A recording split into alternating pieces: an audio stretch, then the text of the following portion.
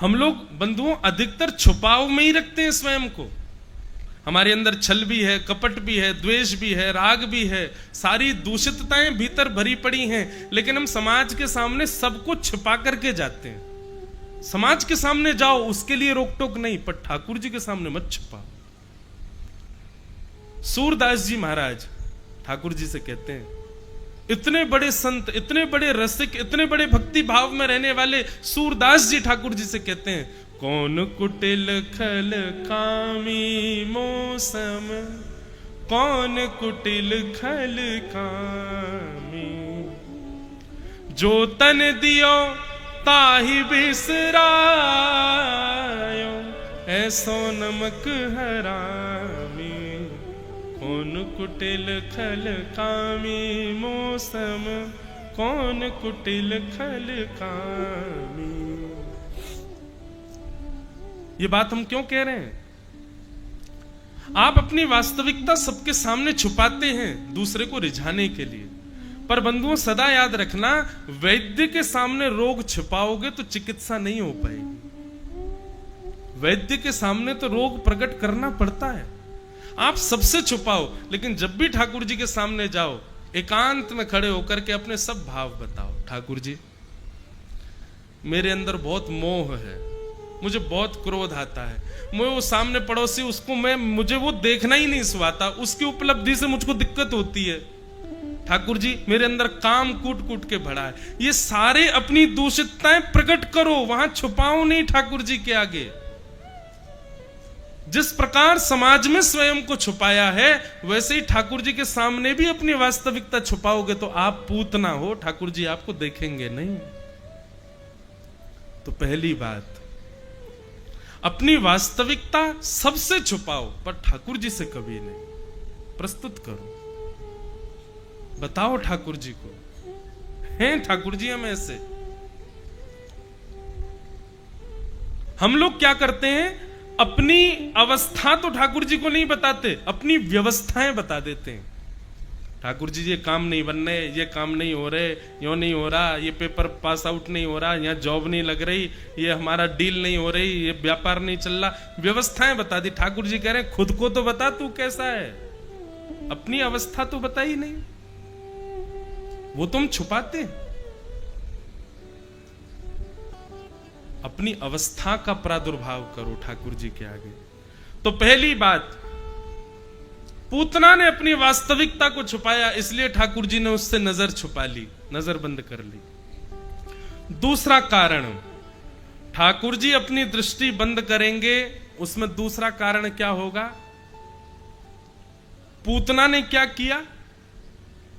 गोकुल आई, रूप बदल करके आई, यहां तक भी ठीक था, लेकिन आते ही जितने भी लोग उत्सव मना रहे थे, ठाकुर जी का जन्मोत्सव कर रहे थे, ठाकुर जी के उत्सव में नाच रहे थे, गा रहे थे, बढ़िया भक्ति भाव में ओतप्रोत थे, सबको आकर के उसने सबका भजन छुड़वा दिया, अपनी ओर आकर्षित कर लिया। ठाकुर जी कह रहे हैं, जो व्यक्ति अपने किसी क्रिया से, अपने किसी स्वभाव से, अपनी किसी योजना से किसी भक्त की भक्ति छुड़वाएगा, मैं उसको नहीं निहारूंगा।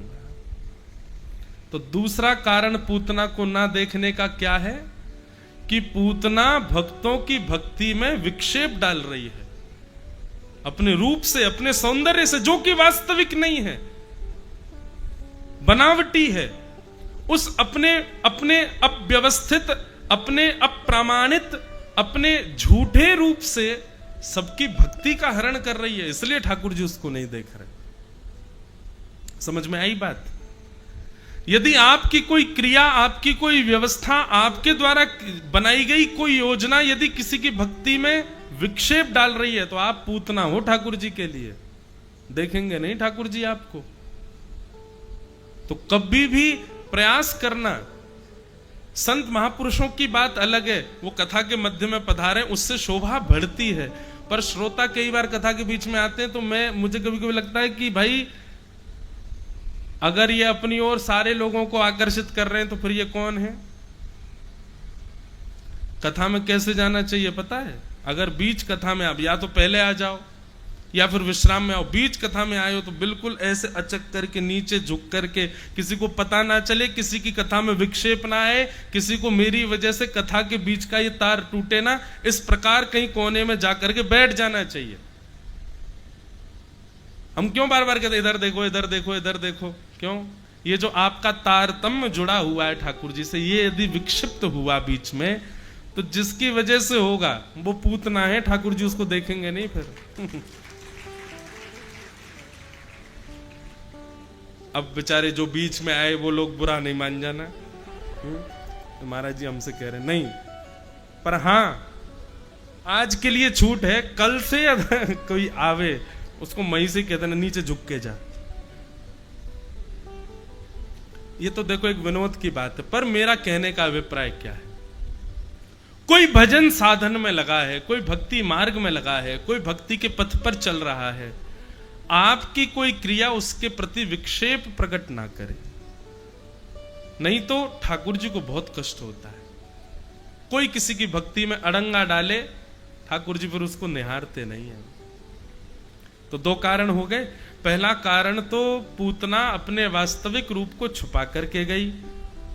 दूसरा कारण, पूतना ने आकर के सबको अपनी ओर आकृष्ट कर लिया। इसमें कारण ये नहीं है कि वो विष देने आई है आदि, नहीं, ये तो कोई कारण है ही नहीं। ठाकुर जी को इससे दिक्कत नहीं है कि वो उनको विष देने आई है। ठाकुर जी का मुख्य कारण तो यही, तो ये दो चीजों का सदैव ध्यान रखना। अगर इन दो चीजों का ध्यान नहीं रखा तो निश्चित है हम ही पूतना है और ठाकुर जी हमसे ही दृष्टि छुपा लेंगे। पूतना की गोद में ठाकुर जी लेट गए, आंखें बंद कर ली। यशोदा मैया किसी कार्य से बाहर चली गई। पूतना ने समय जान करके तुरंत अपना पयोधर भगवान के मुख में दे दिया। ठाकुर जी ने पहले तो उसके विष को पिया, फिर उसके रसतत्वों को पिया, उसके दुग्ध को पिया, उसके पुण्यों को पिया, उसके पापों को पिया, और पीते पीते पीते पीते ठाकुर जी गाढ़म कराभ्याम भगवान प्रपिड्यतत् प्राणै समम रोष समन वितो पिबत।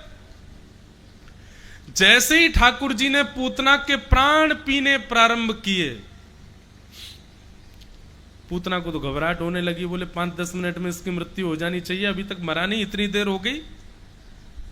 अब तो जैसे ही पूतना के प्राण पीने लगे ठाकुर जी, वो अपने विकराल रूप में आने लगी, राक्षसी रूप धारण करने लगी। उसके केश निकल करके आ गए, बड़े बड़े नाखून, ये विशाल मुख, 2-2 दांत निकल के, जैसे भी राक्षसी का रूप हो, पूर्ण रूपेण राक्षसी रूप में जैसे प्रकट हुई। सामुंच मुंचाल मिति प्रभाषणी, ठाकुर जी को पकड़ करके जोर से खींचे कि ये मुझसे दूर हो, लेकिन ठाकुर जी दूर नहीं हो रहे हैं।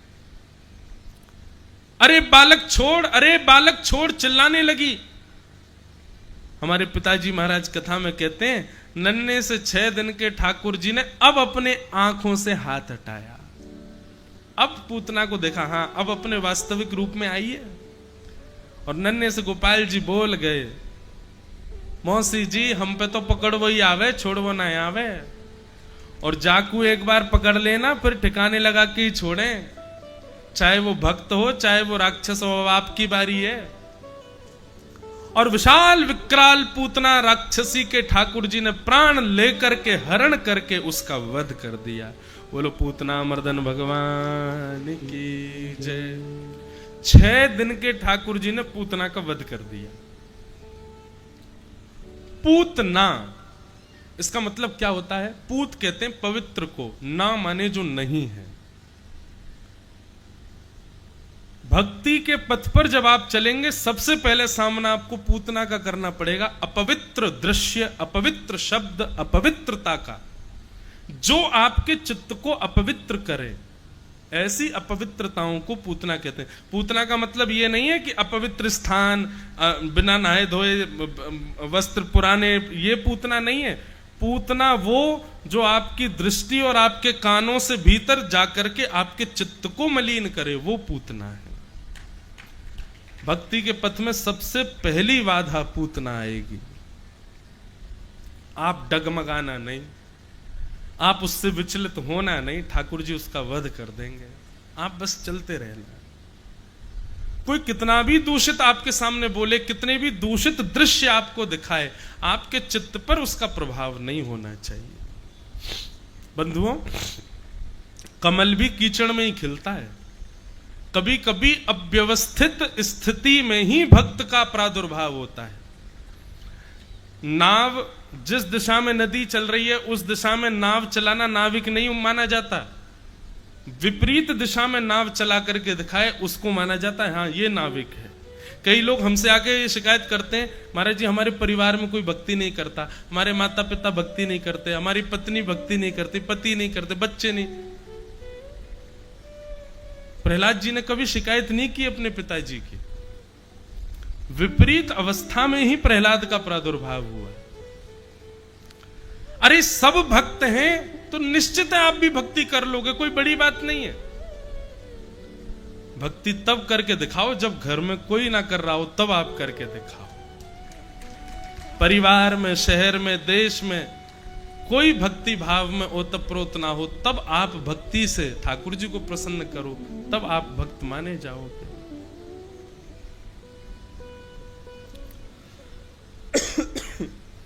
तो पूतना का ठाकुर जी ने वध किया।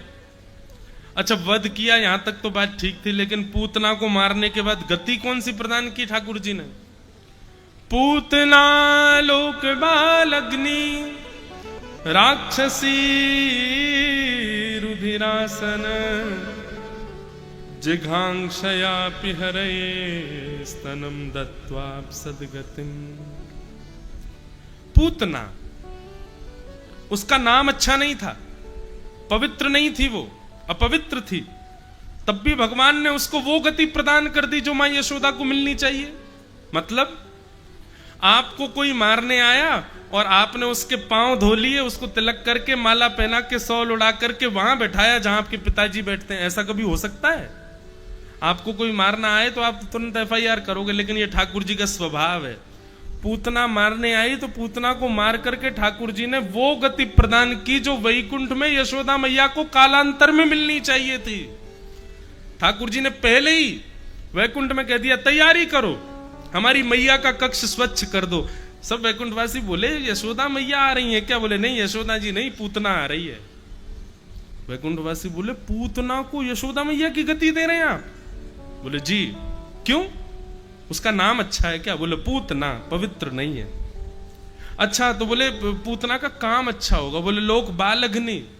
जो लोग ये सोचते हैं कि काम अच्छा हो, नाम अच्छा हो, जीवन अच्छा हो, उससे ठाकुर जी प्रसन्न होंगे, सुन लो एक बार, नाम अच्छा नहीं, पूतना का काम अच्छा नहीं, लोक बालग्नि, छोटे छोटे बालकों को मारती है, यही उसका कार्य है। छोटे बालकों का वध करना ये उसका कार्य है।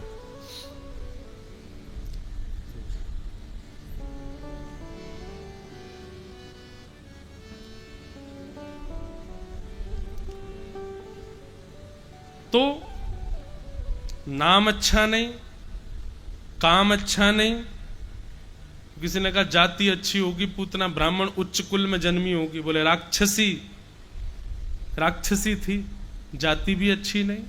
यदि कोई जातिवाद पर जाए कि जाति देख के ठाकुर जी मिलते हैं, राक्षसी। नाम अच्छा नहीं, काम अच्छा नहीं, जाति अच्छी नहीं, फिर कहते हैं रुधिरासन, भोजन अच्छा होगा पूतना का। छोटे छोटे बालकों का गरम गरम खून पीती थी, यही उसका भोजन था। हर प्रकार से ठाकुर जी के बिल्कुल अयोग्य थी पूतना। तो किसी ने कहा भगवान के पास जाने का आशय अच्छा होगा पूतना का।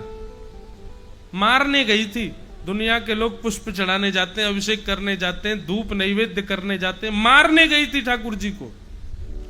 नाम अच्छा नहीं, काम अच्छा नहीं, जाति अच्छी नहीं, पास जाने का आशय अच्छा नहीं, तब भी भगवान ने उसको सदगति दे दी।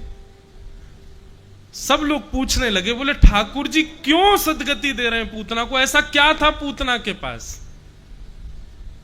तब कह रहे हैं जिघांक्षया पिहरे स्तनम दत्वा सदगतिम। भगवान से पूछा आपने सदगति क्यों दी? ठाकुर जी बोले दुनिया के लोग अस्त्र से मारते हैं, शस्त्र से मारते हैं, योजनाएं बना के मारते हैं, चक्रव्यूह बना के मारते हैं, पर ये हमको मां बन के मारने आई थी, इसलिए हमको अच्छा लगा और इसलिए हमने उसको सदगति दे दी। देवता बोले जय हो दयानिधि, आप जय, आपकी जय हो। इस बात पे कोई रीझता है क्या? बोले उसका मारने का तरीका अच्छा लगा हमको। हम उसका जब पयोधर पान कर रहे थे ना, तो एक क्षण के लिए मन में ऐसा भाव आया कि ये हमारी मैया है, इसलिए हमने उसको सदगति दे दी। बंधुओं, इतना दयालु कौन हो सकता है? बंधुओं, ये दयालुता मैं ठाकुर जी की बताऊं, ठाकुर जी की योग्यता बताऊं, श्रेष्ठता बताऊं, ये मेरा आशय नहीं है। मेरा आशय ये है कि इसका अंश भर हम भी तो बने। इतनी दयालुता हम लोग कैसे हैं? हमने अपने दायरे बना रखे हैं। अगर कोई ऐसा खाता होगा हम उससे मिलेंगे नहीं, कोई ऐसा बोलने वाला होगा उससे हम दूर रहेंगे, इस प्रकार रहन सहन जिसका होगा उससे तो हमको मिलना ही नहीं है। लेकिन आप लोग सत्य बताइए, नित्य मंदिर जाते हो, नित्य कथा सुनते हो, नित्य अपने ठाकुर जी की पूजा करते हो, क्या ठाकुर जी ने जैसे दायरे बनाए वैसे हम हैं? लेकिन फिर भी ठाकुर जी हमसे रोज मिलते हैं, हमारे हाथों से सेवा स्वीकार करते हैं, हम जैसा भोग बनाए पा लेते हैं। क्यों? ये दयालुता है उनकी, ये कृपालुता है। कृपा की न होती जो आदत तुम्हारी, तो सूनी ही रहती अदालत तुम्हारी। जो दीनों के दिल में जगह तुम न पाते, तो किस दिल में होती हिफाजत तुम्हारी। कृपा की न होती जो आदत तुम्हारी, तो सूनी ही रहती अदालत तुम्हारी।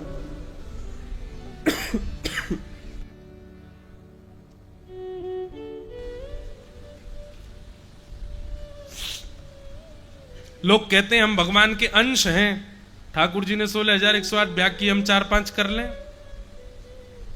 अरे अंश बनना है तो ऐसे बनो, उनकी दया का स्वभाव अपने अंदर लाओ, उनकी कृपा का स्वभाव अपने अंदर लाओ, उनकी सहजता का स्वभाव अपने अंदर लाओ, तब माने जाओगे कि तुम ठाकुर जी के अंश हो। कितने दयालु ठाकुर जी। नरसिंह मेहता का चरित्र आता है कि श्री नरसिंह मेहता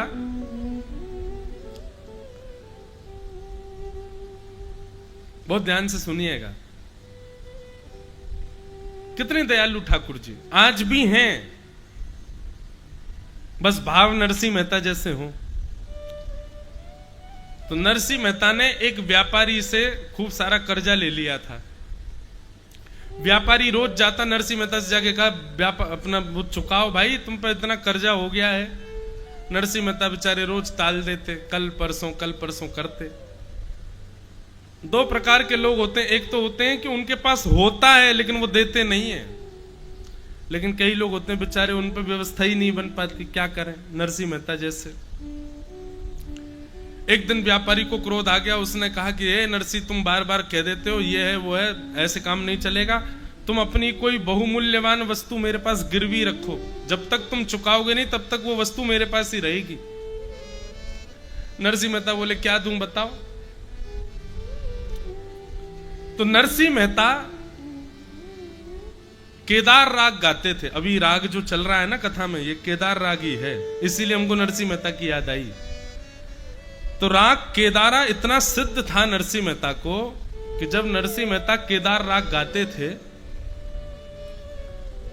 तो ठाकुर जी के मंदिर में ठाकुर जी की जो माला थी वो गले से टूट के गिर जाती थी।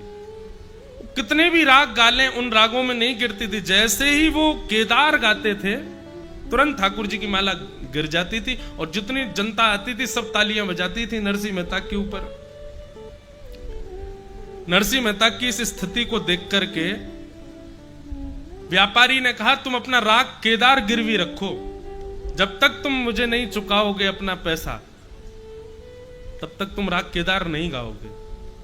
नरसिंह मेहता बोले ठीक है भैया, नहीं गाएंगे राग केदार। अब उसी दिन, जिस दिन नरसिंह मेहता ने अपना राग गिरवी रखा, उसी दिन कुछ लोगों ने नरसिंह मेहता को पाखंडी बताया था। उन्होंने कहा ये पाखंड करता है, इतनी पतले सूत की माला पहनाता है ठाकुर जी को कि वो पहले सारे राग गा देता है, जैसे वो धागा टूटने वाला होता है सोई राग केदार गा देता है। आज माला हम बना करके लाएंगे, आज यदि माला टूटी तो मानेंगे कि हाँ नरसिंह मेहता के राग में सामर्थ्य है, और आज यदि माला नहीं गिरी तो नरसिंह मेहता पाखंडी घोषित हो जाएगा। और आज ही नरसिंह मेहता अपना राग गिरवी रख के आए थे, आज उनको गाना नहीं था। अच्छा एक बात तो है, यहां जितने भी कृष्ण भक्त बैठे हैं, सीधे सीधे कृष्ण भक्त अपना जीवन जी ले तो समझ लो कृष्ण भक्त है ही नहीं। ऐसे घुमाव आएंगे, ऐसे मोड़ आएंगे, ऐसे कभी नीचे कभी ऊपर, कभी दुल्लर तिल्लर होता ही रहेगा बेचारा। उसकी पूरी जीवन में अगर वो सुखपूर्वक जी रहा है तो समझो कि वो कृष्ण भक्त है ही नहीं है। इसका मतलब ये नहीं है कि आप ये सोच लो कि कृष्ण भक्त को सुख नहीं है। हाँ एक सुख है ना, क्या सदा श्री कृष्ण उसके साथ है, इसका सुख उसको बना रहता है। चाहे कितनी भी विपत्ति आपत्ति आ जाए, कितने भी उतार चढ़ाव आ जाए, उसको मन में यह विश्वास रहता है कि ठाकुर जी मेरे संग खड़े हैं। नरसिंह मेहता पहुंचे तो देखा आज तो बड़ी भीड़ लगी है। नरसिंह मेहता बोले भैया आज इतनी भीड़ कैसे? बोले वो दूसरे गांव के लोगों ने आज माला पहनाई है मोटे सूत की, और उन्होंने कहा है बोले आज यदि नहीं गिरी माला तो आपको पाखंडी घोषित कर दिया जाएगा। नरसिंह मेहता के नेत्रों में आंसू आ गए। बोले वारे कन्हैया, तुमको भी आज ही गिरवी करवाना था मेरा राग, जब आज परीक्षा। अच्छा नरसिंह मेहता बोले मुझे इस बात की चिंता नहीं कि मुझे पाखंडी, मैं खुद घोषणा कर देता हूं कि मैं पाखंडी हूं, पर मुझे इस बात की चिंता है कि यदि आज मेरे राग ना गाने से आपकी माला नहीं गिरी तो कितने लोगों के चित्त में अविश्वास हो जाएगा आपके प्रति। मुझे अपनी चिंता नहीं है ठाकुर जी, मुझे आपकी भक्तों की चिंता है। अब नरसिंह मेहता लिए पेटी। अच्छा मां सेठ जी और खड़े थे, वो उनने यूं कह रखी थी बोले कि गाना नहीं आज राग केदार, अगर गाया तो पूरी दुनिया को बताऊंगा तुमने कर्जा ले रखा है।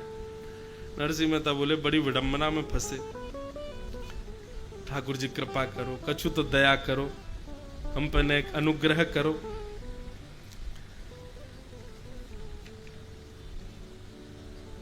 नरसिंह मेहता विविध विविध राग गाने लगे। सब लोग कहें ए केदार शुरू करो, नरसिंह मेहता कहें हाँ अभी यमन गा दूं फिर गाऊंगा केदार, फिर बाद में कहें देश गा दूं फिर गाऊंगा केदार। ठाकुर जी से नरसिंह मेहता की विचलनता देखी नहीं गई। एक रूप से तो ठाकुर जी मंदिर में खड़े थे, दूसरे रूप से ठाकुर जी नरसिंह मेहता का रूप धारण किए और धारण करके सीधे उस सेठ की दुकान पर पहुंचे।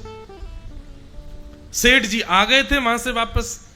सेठ जी के पास जाकर के नरसिंह मेहता बोले देखो आज हमने राग गाया नहीं। बोले बहुत बढ़िया, आप गाना नहीं जब तक पैसा वापस नहीं करो। नरसिंह मेहता ने उठा करके पोटली रख दी। नरसिंह मेहता थोड़ी थे भगवान थे, बोले लो तुम्हारा सारा कर्जा वापस, हमारा राग मुक्त करो। बोले अच्छा इतना धन कहां से आया? बोले ये पूछो नहीं कहां से आया, हमने कर दिया ना वापस, अब हमारा राग मुक्त करो। सेठ जी ने कहा राग केदार मुक्त किया, नरसिंह मेहता ने अपना सारा कर्जा चुका दिया, पत्र पर लिख करके ठाकुर जी को दे दिया। ठाकुर जी तो आकर के खड़े हो गए। किसी वैष्णव ने जाकर के नरसिंह मेहता की पेटी के ऊपर वो पत्र रख दिया। नरसिंह मेहता दूसरे राग गा रहे थे, यहां लोग सब डंडे पहना करके खड़े थे। बोले अब अगर इसने नहीं गाया केदार तो फिर हम इसमें डंडा बरसाएं, पाखंडी। नरसिंह मेहता के नेत्र खुले, सब बोले अब केदार गाओ। नरसिंह मेहता बोले कैसे गाऊं, क्या करूं? तभी वो पत्र रखा था, जैसे नरसिंह मेहता ने खोल के देखा तो सेठ जी के हस्ताक्षर। बोले राग केदार मुक्त हो गया है, आपका सारा धन चुका दिया है। आहा, नरसिंह मेहता ने जैसी पत्र देखा तो अंदर मंदिर में जब झांक करके देखा तो ठाकुर जी के दतुइयां दिख रही थी, ठाकुर जी मुस्कुरा रहे थे। बोले अब गाओ। और जैसे ही नरसिंह मेहता ने राग केदार गाया, राग केदार गाते ही भीतर खड़े हुए ठाकुर जी के गले की माला टूट करके गिर पड़ी और सब लोगों ने जय जयकार करते हुए नरसिंह मेहता का जय घोष कर दिया। ठाकुर जी की जय जयकार, नरसिंह मेहता की जय जयकार, भक्ति की जय जयकार होने लगी सब जगह। हाँ हाँ। चरण शरण गिरिराज धरण के, चरण शरण गिरिराज धरण के, चरण शरण गिरिराज। बंधुओं, ये राग सिद्ध है। ठाकुर जी ने नरसिंह मेहता से कह रखा है, यदि कोई वैष्णव राग केदार गाएगा तो मैं एक क्षण के लिए वैकुंठ की पदवी छोड़ करके उसके सामने आऊंगा और सुनूंगा बैठ करके। इसलिए चलो विदिशा में ठाकुर जी को बुला लें, सब लोग मेरे साथ गाना। और देखो, राग की चिंता मत करना, स्वर की चिंता मत करना, अनुराग में गाना, भाव से गाना। हमारे पीछे पीछे गाओ, राग केदार। चरण शरण गिरिराज धरण के, चरण शरण गिरिराज धरण के, चरण शरण गिरिराज धरण की, चरण शरण गिरिराज धरण की। हम विधि अविध कछु नहीं जानत,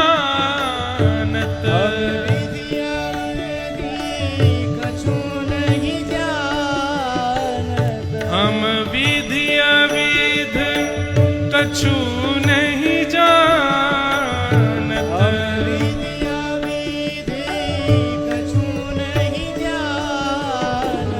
रहत भरोसे श्री गिरिवर धर के, रहत भरोसे श्री गिरिवर धर के, ओ रहत भरोसे श्री गिरिवर धर के, रहत भरोसे श्री गिरिवर धर के।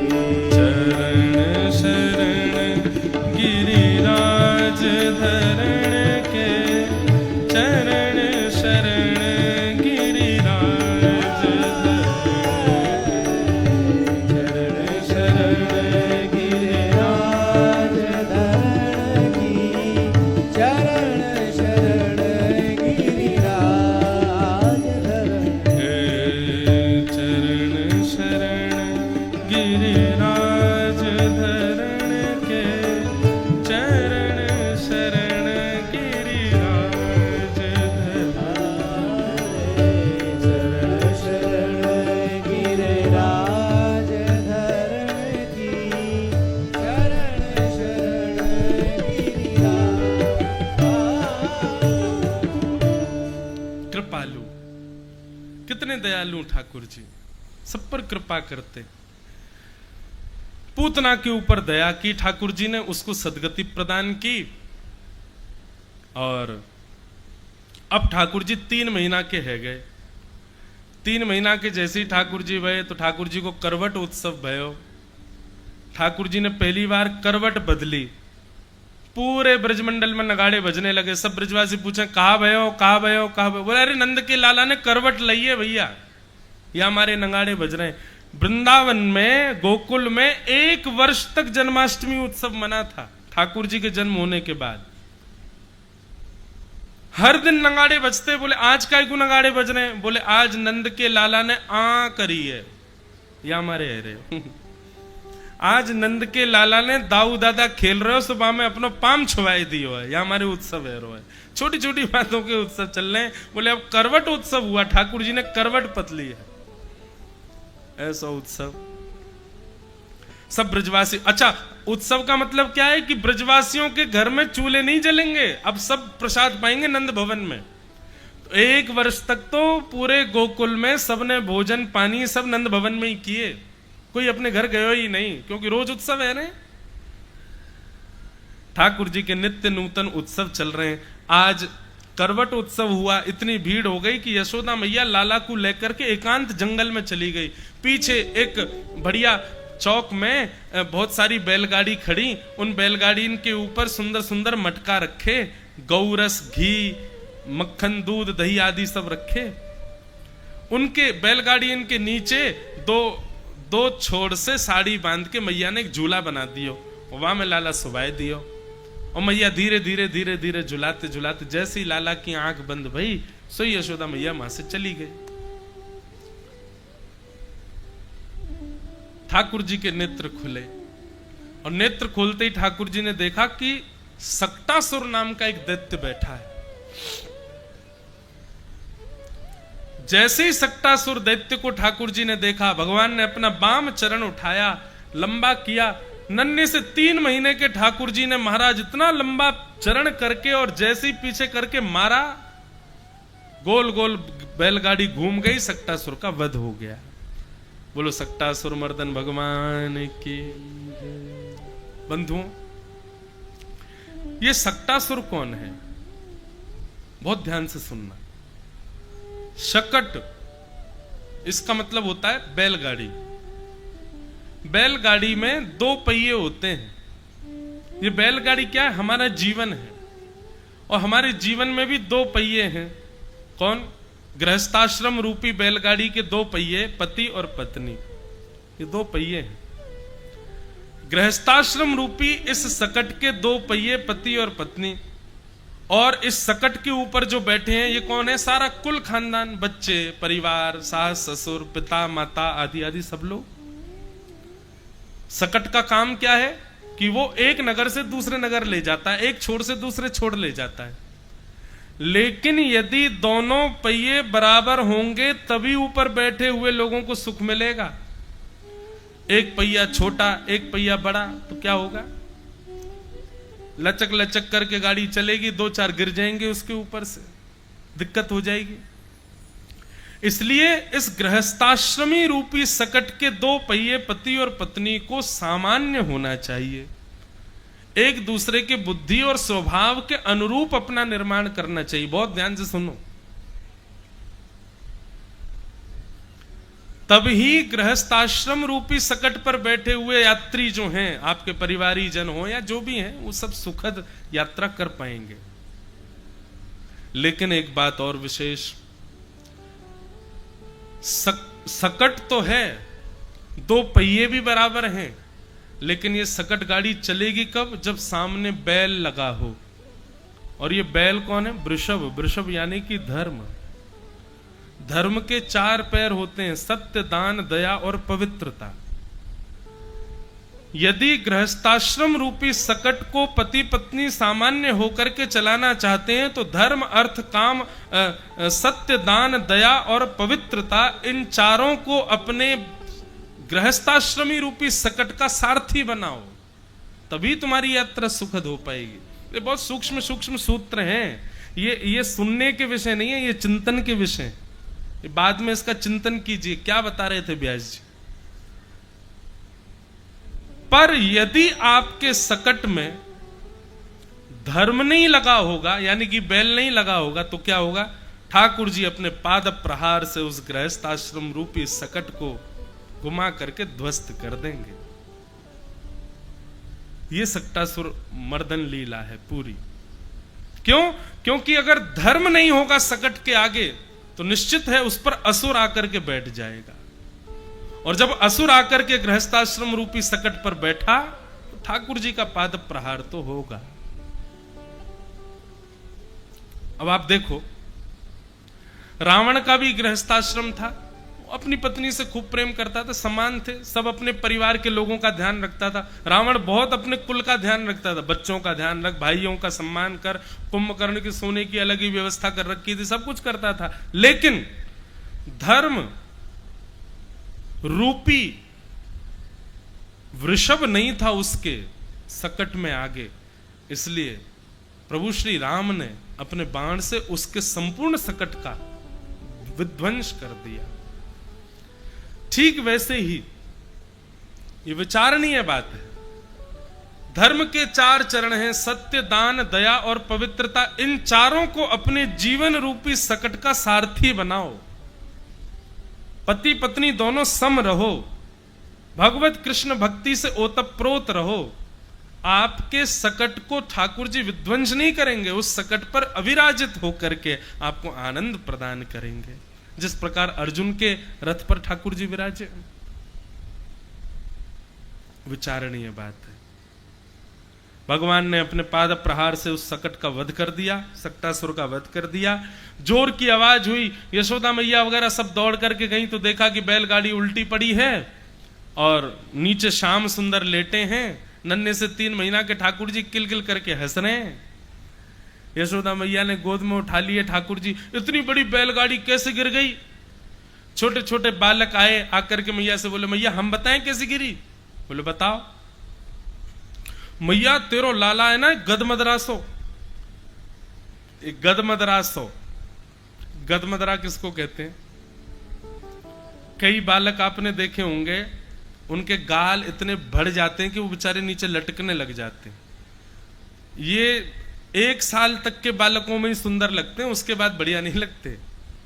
पर 1 साल तक के बालकों को देखो, खूब ये हाथ भी गोल मटोल तकिया जैसे, महाराज कभी कभी यूं लगे इन्हीं कोई तकिया बना के सो जाओ इनके ऊपर। ऐसे गदमदरा से बालक हूं मैं कहां है, ऐसे हैं हमारे लाल जी। 3 महीना के गदमदरा से बालक बोले, मैया तेरो लाला है ना गदमदरासो? बोले हाँ। जाने अपनो एक पाम उठायो मैया और इतनो लंबो कियो, इतनो लंबो कियो, इतनो लंबो कियो, इतनो लंबो कियो मैया, और लंबो करके पीछे करके यूं मारी, सोई बैलगाड़ी ऐसे फुर्र घूमती घूमती गिर गई और मैया बैलगाड़ी पलट गई। तेरे लाला ने घेरी है। यशोदा मैया उसकी ओर देखने लगी, बोले यहां पे आ।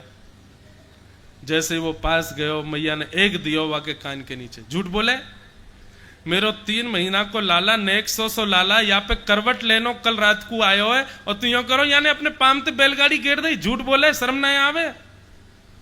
छोटो बालक बोलो, मैया तेरी सौगंध खा के कह रहा हूं, मैंने अपनी आंखन से देखो तेरे लाला ने गिरी बैलगाड़ी।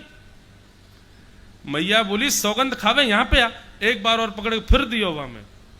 सुखदेव जी महाराज कहते हैं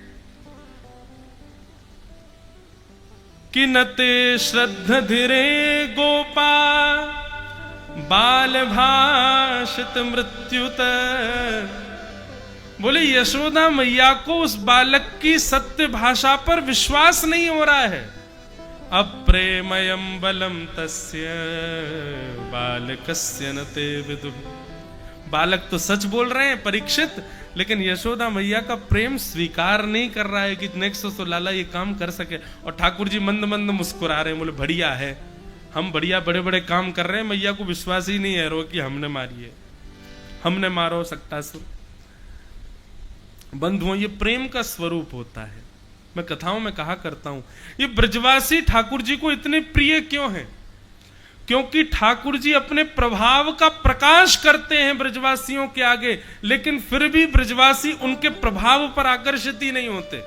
सब कहते ना हमारा लाला तो कर ही ना सके, हमारे लाला की बस की ना है, हमारे लाला में इतनी ताकत कहां से आई, वो कैसे कर देगो। अभी आगे सुनते जाओ। पूतना मार दी, सक्टासुर मार दिया। अब तीसरा दैत्य आया वृंदावन में, तृणावर्त। 1 साल के हो गए ठाकुर जी, यशोदा मैया की गोद में लेटे लेटे दूध पी रहे, और दूध पीते पीते ठाकुर जी ने देखा तृणावर्त आ रहा है बवंडर के रूप में, और ये हमको उड़ा के ले जाएगा और हमारे संग संग यशोदा मैया को और उड़ाएगा। तो ठाकुर जी ने दूध पीते पीते अपना वजन इतना भारी किया कि यशोदा मैया आंगन में लाला को सुलाए के चली गई, और तृणावर्त आके ठाकुर जी को उड़ा के ले गया। भगवान ने आकाश में जाके उसका भी वध कर दिया। सब ब्रजवासियों को पता नहीं चल रहा है, ये पूतना ठाकुर जी ने मारी, सक्टासुर ठाकुर जी ने मारा, तृणावर्त मारा। नहीं, जब मर जाते हैं तो आपस में चर्चा पता है क्या करते हैं? हमारे ब्रजमंडल में इतनी सामर्थ्य है, हमारे ब्रज की सीमा में इतनी ताकत है, इतनो योग बल अनुष्ठान या ब्रज में नंद बाबा ने कियो है कि राक्षस तो आमे आक्रमण करवे, लेकिन हमारी ब्रज की सीमा में आते ही उनको सबरो बल खत्म हो जाए और वो मर जाए। कोई भी ये नहीं मानना है कि लालजी मार रहे हैं, सब यूं करें हमारे ब्रज में इतनी ताकत है। बोले भैया नंद बाबा के अनुष्ठान को फल है, लाला है छू भी ना पावे कोई राक्षस। ये नंद बाबा के अनुष्ठान और गौ सेवा को बल है कि राक्षस आते ही लाला को स्पर्श करते ही मर जाएं। कोई भी ये विश्वास नहीं कर रहा है कि लाला ही मार रहा हो सबन ने। अगर कोई गलती से कह भी देता है, बोले कभी कभी यूं लगे कहीं लाला तो ना मारो, बोले चल बाबड़े झूठ बोले, लाला थोड़ी मार सके, लाला में थोड़ी इतना ताकत है, इतना बल है।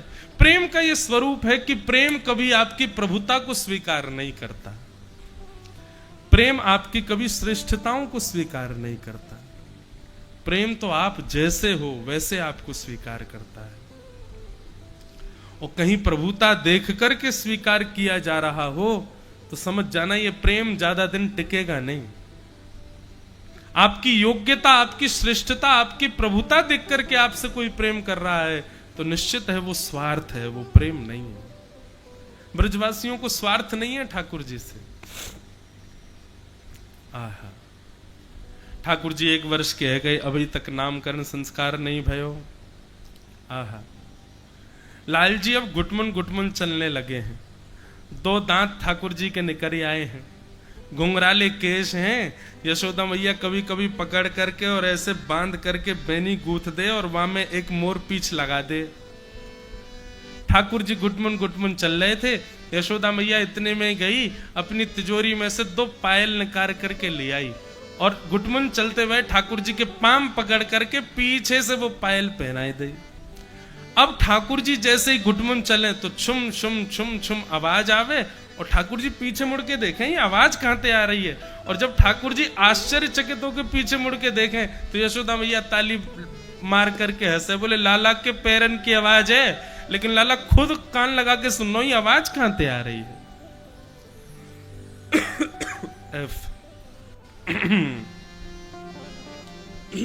बहुत सुंदर एक पद है, ठाकुर जी के पैरन में सुंदर नूपुर बंधे हैं। अब ठाकुर जी खंभ पकड़ करके कभी कभी खड़े हो जाते हैं। देवता में आकाश कह रहे हैं, बोले सारे विश्व को चलाने वाला आज स्वयं चलना सीख रहा है। यशोदा मैया उंगली ऐसे पकड़वाती हैं और धीरे धीरे धीरे लाल जी को लेके चलती हैं और एक जगह आकर के यशोदा मैया अपनी उंगली हटा लेती हैं। अब ठाकुर जी के हाथ ऊपर रह जाते हैं। अब ठाकुर जी कभी यहाँ को कभी यहाँ को और करते करते करते करते ठाकुर जी धम्म से गिर जामे, फिर यशोदा मैया गोदी में लेके बैठे। धीरे धीरे ठाकुर जी चलना सीख रहे हैं। एक दिन यशोदा मैया ठाकुर जी को दहली पे ले गई। अब चलना सीख गए ठाकुर जी। अब मैया कह रही है चलना तो आ गए, अब या को लांगनो और सिखाओ। लांगना समझते हैं? यशोदा मैया दहली पे ले गई और दहली के एक तरफ ठाकुर जी को खड़ो करके यशोदा मैया तो लांग गई। अब ठाकुर जी कही लाला आजा। अब ठाकुर जी उस दहली को देखें, फिर यशोदा मैया को देखें, फिर दहली को देखें, फिर यशोदा मैया को देखें। मैया कैसे लांगू, बोल तो सकते नहीं, बोलना आवे ना है। यशोदा मैया बोली लाला मैं चली जाऊंगी, यमुना जी चली जाऊंगी, जल्दी आ। अब मैया चली जाएगी या भैंसे ठाकुर जी बेचारे दहली पे चढ़ गए। अब जैसे ही दहली पे चढ़ तो गए, पल्ली तरफ गहराई ज्यादा। अब पल्ली तरफ ठाकुर जी ने अपने पाम पहले, अच्छा कभी कोई बालक को देखी हो, बिस्तर से बालक कभी उतरता हुआ देखा है? पहली बार। वो सबसे पहले अपने पांव लटकाता है नीचे और फिर धीरे धीरे चद्दर छोड़ता है, धीरे धीरे, और नीचे के अंगूठों से उंगलियों से देखता रहता है पृथ्वी आई कि नहीं, जमीन आई कि नहीं अभी। ऐसे ही ठाकुर जी दहली के पल्ली तरफ लटक गए और धीरे धीरे अपने हाथ ढीले कर रहे हैं कि अब आई अब आई अब आई। लेकिन दहली इतनी ऊंची कि ठाकुर जी के पांव टिके नहीं और हाथ पूरे खिंच गए। अब ठाकुर जी वहां पड़े पड़े रो रहे हैं, जोर जोर से चीख रहे हैं। तब नारद जी महाराज कहते हैं, आहा श्रुति म परे स्मृति म परे भजन्तु भव भीता नीति म परे अहम तु नंदम अहम तु वृंदम नंदे यस्यालिंदे ब्रह्म वसिता। बोले मैंने श्रुतियों में ठाकुर जी को ढूंढा, मैंने वेदों में ठाकुर जी को ढूंढा, मैंने तीनों लोकों में ठाकुर जी को ढूंढा। अरे मुझसे पूछो ठाकुर जी कहां हैं? बोले कहां हैं? बोले वृंदावन में नंद भवन पर लदे हुए हैं, दिल्ली पे लटके भय हैं, नीचे पृथ्वी नहीं मिल रही है उनको। ऐसे ठाकुर जी की मधुर लीला चल रही है। अब ठाकुर जी लांगनो भी सीख गए। देवता कहते हैं कहां 2 पग से तीनों लोग नाप लेते हैं बलि के यहां जाकर के, और कहां नंद बाबा की दहली नहीं नाकी जा रही इनसे। अब ठाकुर जी धीरे धीरे चलते हैं, यशोदा मैया ताल बजाती है, ठाकुर जी ठुमक ठुमक करके उस पर नृत्य करते हैं। चंद्र सखी जी गा रहे हैं। अच्छा, एक कथा बहुत सुंदर है कि ठाकुर जी की प्रथम जन्माष्टमी थी, 1 साल के भये लाल जी। तो यशोदा मैया सोच रही मैं लाला के काजे कहां लाऊं। आप सब भी अपने अपने घर के ठाकुर जी के ये सामग्री लेके आई हो, इसलिए सुना रहे हम। यशोदा मैया बोली लाला के लिए कहां लाऊं। तो एक दिन यशोदा मैया सोच रही 1 वर्ष को लाला है जाएगा, कहां दूं कहां दूं कहां दूं। तभी यशोदा मैया ने सोची मैं जमुना जल भरवे जाऊं, लाला मेरे पीछे चुनरी पकड़ करके चले। और जब लाल जी ठाकुर जी के यशोदा मैया के पीछे पीछे चले ना, तब समस्त गोपियां अपने अपने घर की खिड़की पे बैठ जाती हैं और खिड़की पे बैठ करके सुंदर सुंदर मक्खन हाथ में लेकर के, और जैसे ही यशोदा मैया निकले सोई मक्खन को हाथ बाहर निकालें, सोई लाल जी को लोभ आ जाए। लाल जी जैसे ही खावे आमे, सोई सबरी गोपी हाथ पकड़ ले, लाल जी को भीतर कमरा में ले ले। वो लाला मक्खन खाएगा, बोले हाँ खाऊंगा। सोई गोद में बैठा के उनको खवा में। थोड़ी देर बाद यशोदा मैया के लाला आज रात्रि ब्यारू में कहा खाएगो। ठाकुर जी की कोई आवाज नहीं आवे। पीछे मुड़ के मैया देखे तो पूरे गोकुल छान लियो, लाला मिल नहीं रहे हो। तब कोई गोपी लेकर के आवे, वाके घर में ठाकुर जी बैठे। यशोदा मैया बोली जमुना जल भरवे जाओ, नहीं लेके जाओ तो रो रो के हत्या मचावे, और लेके जाओ तो ऐसे भाग जाए कोई के घर भी। कहा करूं। तब यशोदा मैया को एक युक्ति आई और एक सुनार के पास जाकर के ठाकुर जी की कमर को पूरा नाप दे करके भगवान की एक क्षुद्र घंटिका बनवाई है, एक कौंधनी। और वह कौंधनी में छोटी छोटी घंटी लगी है। आज ठाकुर जी जैसे 1 वर्ष के भये, यशोदा मैया ने अष्टमी को तिलक करके ठाकुर जी की कमर पर वो कौंधनी बांधी।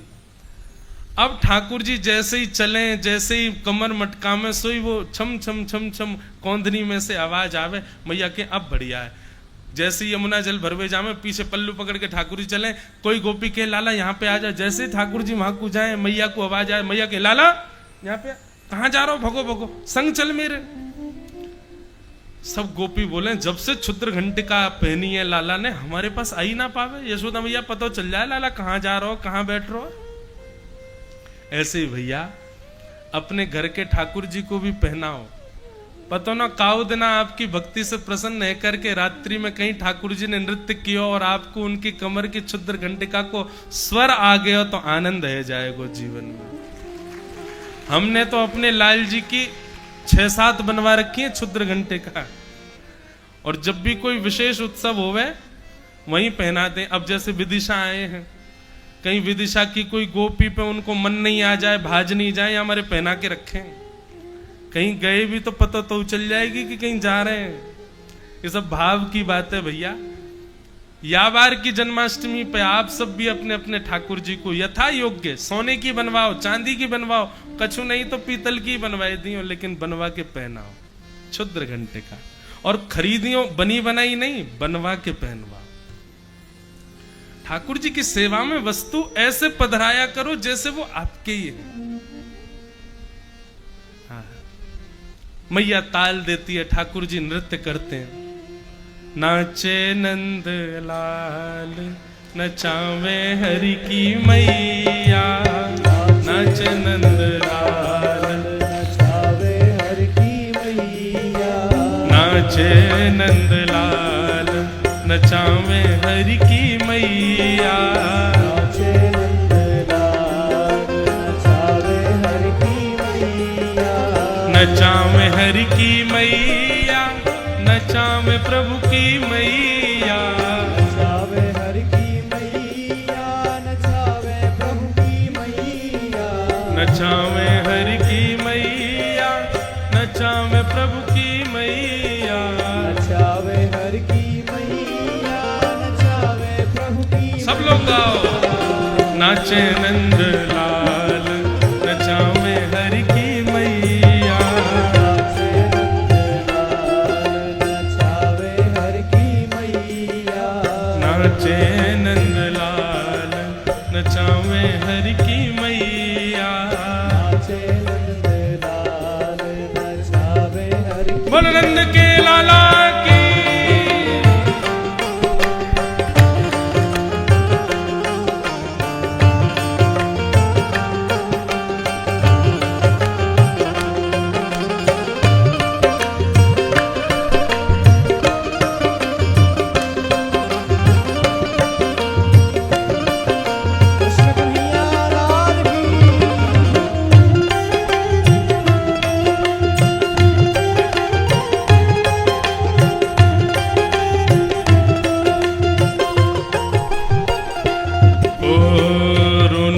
झुनक पग नूपुर बाजे, रुनक झुनक पग नूपुर बाजे, रुनक झुनक पग नूपुर बाजे, रुनक झुनक पग नूपुर बाजे। ओ ठुमक ठुमक पग हरे रे कन्हैया, ठुमक ठुमक पग हरे रे जय हो।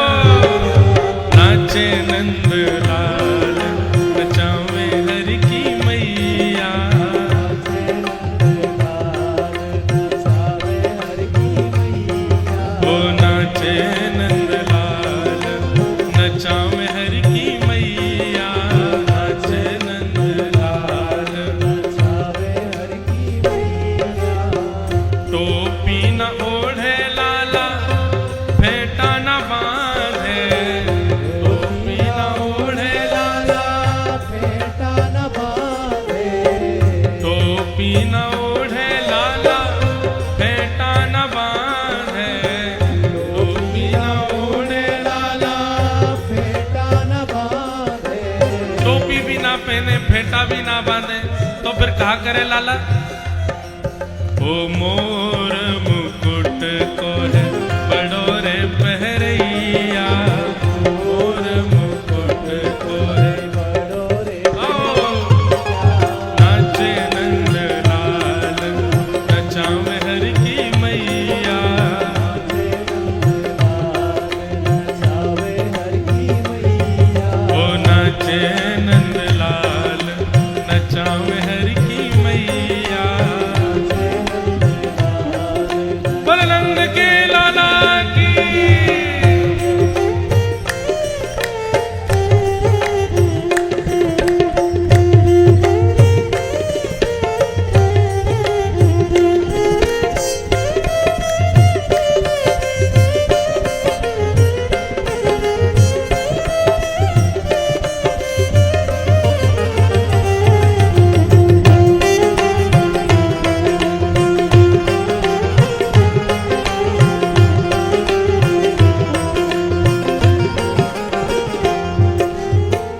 दूध न पीवे लाला दही हूँ न खावे, दूध न पीवे लाला दही हूँ न खावे, दूध न पीवे लाला दही हूँ न खावे, दूध न पीवे लाला दही हूँ न खावे। लाला दूध भी नहीं पीवे दही भी नहीं खावे तो मैया खावे कहाँ है तुम्हारा लाला। माखन मिश्री को, माखन मिश्री को बड़ो रे खवैया, माखन मिश्री को हे नाचे नंद लाल नचावे हरि की मैया, नाचे नंद लाल नचावे हर की मैया। ओ खेलना खेले लाला खिलौना न खेले, खेलना खेले लाला खिलौना ना खेले, खेलना खेले लाला खिलौना न खेले, खेलना खेले लाला खिलौना ना खेले। ओ खेल न खेले लाला खिलौना न खेले, खेल न खेले लाला खिलौना ना खेले, खेल भी नहीं खेले खिलौना भी नहीं खेले तो फिर कहा करे तुम्हारा लाला। ओ वंशी को लाला है बड़ो रे बजैया, वंशी को लाला है बड़ो रे बाप से नाचे नंद लाल नचावे हरि की मैया,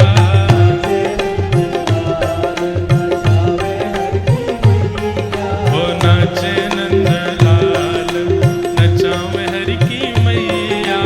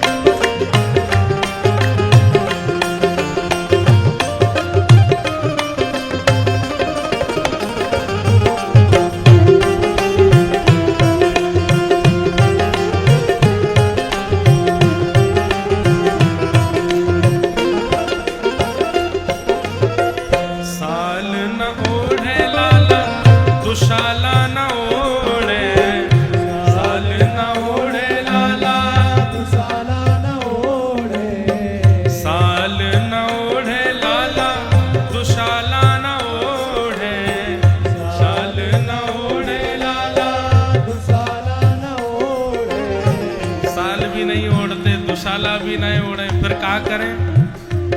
ओ तारी कमरिया को बड़ो रे उड़ैया, तारी कमरिया को काली कमरिया को बड़ो रे उड़ैया। रहो नाचे नंदलाल नचावे हर की मैया, नाचे नंदलाल चंद्र सखी लख बाल कृष्ण छवि, चंद्र सखी लख बाल कृष्ण छवि, चंद्र सखी लख बाल कृष्ण छवि। चंद्र सखी लख बाल कृष्ण ओ छवि, चंद्र सखी लख बाल कृष्ण छवि, चंद्र सखी लख बाल कृष्ण ओ छवि। हंस हंस कंठ लगाम यशोदा मैया, हस हस कंठ लगावे यशोदा ओ नाचे नंदलाल नचावे हरि की मैया। नाचे नंदलाल नचावे हर की हे मैया। गोविंद मेरो है, गोपाल मेरो है, गोविंद मेरो है, गोपाल मेरो है। मेरा बांके बिहारी नंदलाल मेरो है, मेरा बांके बिहारी नंदलाल मेरो है। राधा वल्लभ बिहारी गोपाल मेरो है, राधा वल्लभ बिहारी गोपाल मेरो है। राधा रमण बिहारी नंदलाल मेरो है। राधा रमण बिहारी नंदलाल मेरो हे है। प्यारो गिरिवरधारी गोपाल मेरो है, ओ प्यारो गिरिवरधारी तावा से हे गोविंद मेरो है, गोपाल मेरो है, मेरो है। गोपाल मेरो है। हे गोविंद मेरो है, गोपाल मेरो है, मेरो है। गोपाल मेरो है। हे मेरा गिरिवरधारी गोपाल मेरो है। मेरा गिरिवरधारी गोपाल मेरो है। राधा रमण बिहारी नंदलाल मेरो है, राधा रमण बिहारी नंदलाल मेरो हे है। प्यारो कुंज बिहारी नंदलाल मेरो है, ओ प्यारो कुंज बिहारी नंदलाल मेरो हे है। प्यारो गिरिवरधारी गोपाल मेरो है। ओ प्यारो गिरिवरधारी गाओ। गोपाल मेरो है। हे गोविंद मेरो है, गोपाल मेरो है, गोविंद मेरो है। गोपाल मेरो है। हे गोविंद मेरो है, गोपाल मेरो है, हे गोविंद मेरो है, गोपाल मेरो है। गोविंद मेरो है, गोपाल मेरो है। गोविंद मेरो है, गोपाल मेरो है। गोविंद मेरो है, गोपाल मेरो है। हाँ गोविंद मेरो है, गोपाल मेरो है। गोविंद मेरो है, गोपाल मेरो है। गोविंद मेरो है, गोविंद मेरो है, गोविंद मेरो है, गोविंद मेरो है। वरनंद के लाला की, बाल कृष्ण लाल की जय जय श्री राम। रुनक झुनक पग नूपुर बाधे, रुनक झुनक पग नूपुर बांधे। ठुमक ठुमक पग धरे रे कन्हैया, ठुमक ठुमक पग नंद